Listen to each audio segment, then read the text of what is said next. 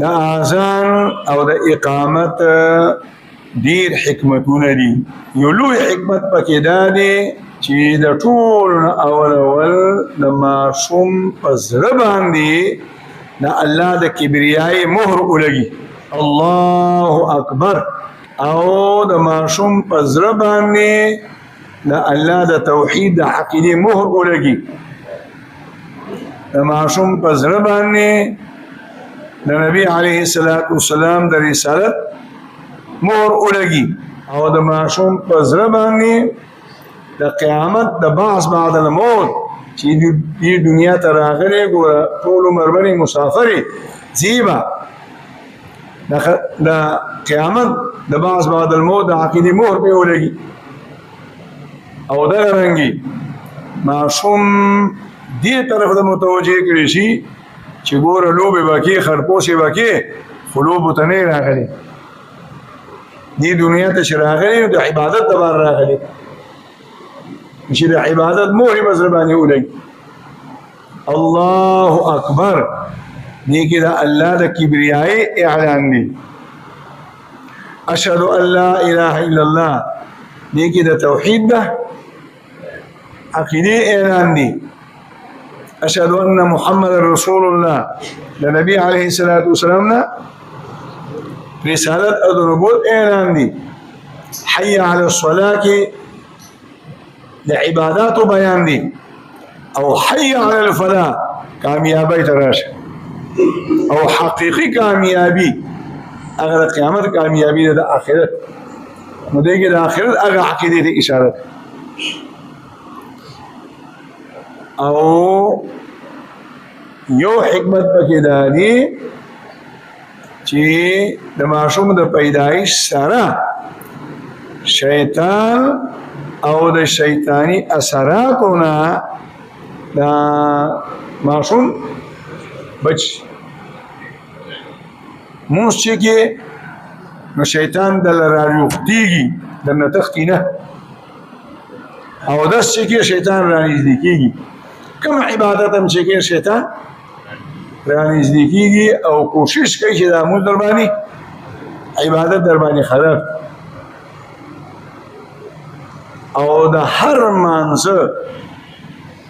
فرض دی، واجب دی، سنت دی، مستحب دی، نفل دی، د هغې بنیاد اودس دی. ناول در باندې اودس خرابوي، او اودس در باندې څنګه خرابوي؟ حدیث کې راځي محمد رسول الله صلی الله علیه وسلم فرمایي ان للوضوء شیطانا، دا اوداسه د خرابولو لپاره یو مستقل شیطان دی، او دا ابلیس مقرر کړی دی چې ستا کار به څه لمونځ ګزارو باندې به اودس خرابي، ځکه چې اودس یې ګډوډ خو مونځ به خود ګډوډ. یقال له الولهان، او د دغه شیطان نوم هم دی ولهان. دا د اودس کوونکي بزده کې وسوسې ورسوي د اوداسه مبارک، قسمه قسم وسوسو کې مبتلا کوي، نعوذ بالله. او آثار کې الله دا برکتي خېلي چې کوم وخت کې اذان شروع شي نو بیا شیطان د هغه ځای نه تښتي. ادبر وله سورات، حدیث کې راځي تختم او د تختې سره تینا بعد موزي.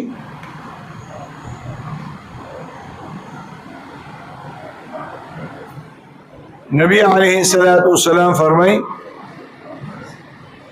چې کم ماشوم هم د مور د خېټې نه پیدا کیږي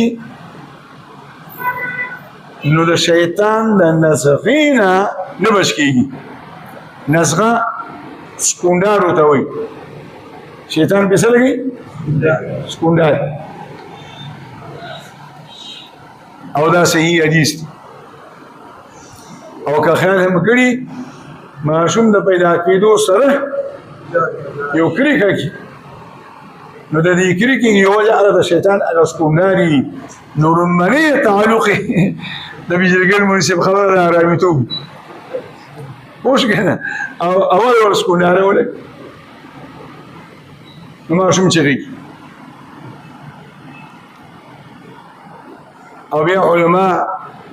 حکمتونه لیکي چې دا سکوناره چې لګي کنه نو شیطان ورته سبق ورکړي چې بیغمه د مور په خیټه کې پروت وي هیڅ نه خبر اوس د ازغو ځای ته راغلی ګور دا دنیا ټوله د ازغو نه څه ده ډکه ده د غمونو ځای ته راغلی د پریشانو د مصیبتونو ځای ته راغلی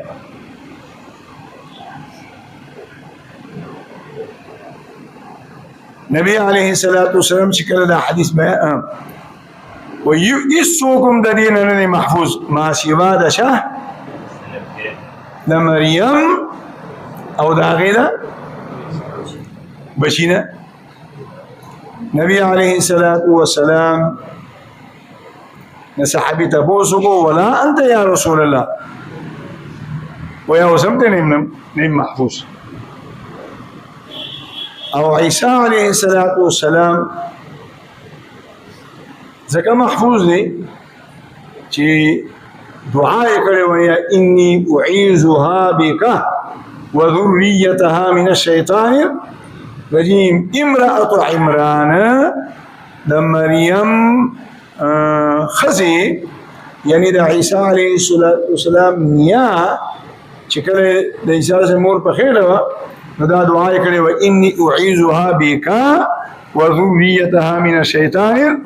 رجیم ای زما ربا دا کم معشومه می په خېټه ده دا او د دې راتلونکي نسل ستا په پناه کې درکوم الله دا دعا قبول کړیو حدیث کې راځي چې څنګه عیسی علیه السلام پیدا شه الله پاک یې نجات راوتو بیا هم شیطان خپل خواري وکړله لاس یې اوږد کړلو خو هغه سکوناري هغه جال باندې ولګېدې هغه ته ونه رسېد دا اذان یو حکمت دام نو لومړی اذان او اقامت